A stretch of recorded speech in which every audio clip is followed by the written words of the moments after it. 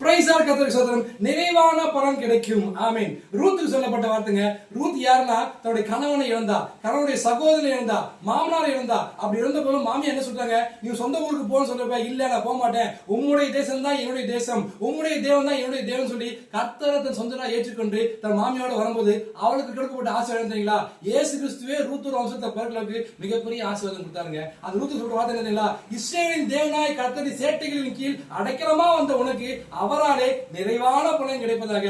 கர்த்தர் பலன் கொடுத்தாலே ஆசீர்வாதம், நிறைவான பலன். வாழ்க்கையில் எல்லா பகுதியும் நிறைவான கர்த்தர் நிரப்பி நிரப்பி நிறைவான ஆசீர்வாதம் எல்லாவற்றையும் நிரப்புகிற தேவன் இன்றைக்கு உங்களை வாழ்க்கையில எல்லா குறைவும் நீக்கி போட்டு என் தேவன் தம்முடைய ஐஸ்வர்யங்களின் குறைவெல்லாம் கிறிஸ்து இயேசுக்குள் மகிமையிலே நிறைவாக்குற வார்த்தையின் பிரகாரமாக நிரப்ப போறாங்க. குடும்பத்துல சமாதானத்துல ஒரு நிறைவு, சுகத்துல ஒரு நிறைவு, ஆரோக்கியத்தின் நிறைவு, ஐஸ்வர்யத்தின் நிறைவு, ஞானத்துல ஒரு நிறைவு, குடும்பங்களுடைய பிள்ளைகளோட நிறைவு, அதோட ஊழியத்தில் நிறைவு, எல்லா பகுதியும் சுக பெண் ஆரோக்கியம் சந்தோஷம் சமாதானம் எல்லாத்தையும் கொடுத்து ஒரு நிறைவான ஆசீர்வாதத்தை கர்த்தர் இன்றைக்கு தரப்போறாங்க. அவர் சேட்டை இருக்கிற அடைக்கலமா வாங்க, அவரை ஏற்றுக்கொள்ளுங்க, அவருக்கு சொல்படி நடங்க, வேதத்திலும் ஞானிங்க, ஜெபிங்க, அவருக்கு பிரியமான பிள்ளை நடந்து கொள்ளுங்க. அவர் சேட்டை இருக்கிற அடைக்கமா வந்த உங்களுக்கு ரூத்து கொடுக்கப்பட்ட ஆசீர்வாத வார்த்தை பிரகாரமாக உங்க குடும்பத்தில் இயேசு கிறிஸ்து பிறப்பார், நிறைவான ஆசீர்வாதத்தை உங்களுக்கு கொடுப்பார். ஆமென். God bless you.